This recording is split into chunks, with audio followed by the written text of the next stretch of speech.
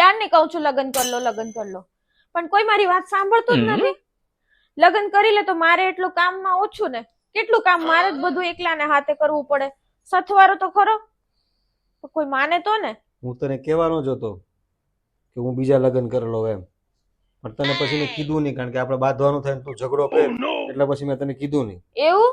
હા તો તમારા ધ્યાનમાં કઈ ખરી?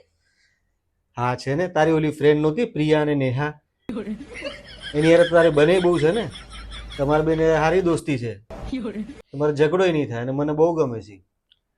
હારું આદિભાઈ, આપણે તમારા લગ્નના તો વાત પછી કરશું, પણ તમારા ભાઈને જે લગ્નનું ભૂત ઉતર્યું નથી ને, હું હમણાં ઉતારીને પછી તમને ફોન કરીશ.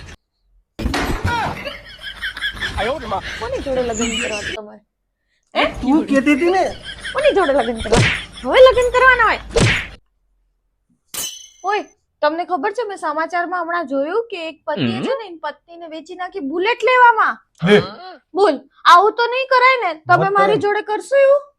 તને વેચીને એક્ટિવા નો આવે, બુલેટ ક્યાંથી આવે? કોઈ આવે છે.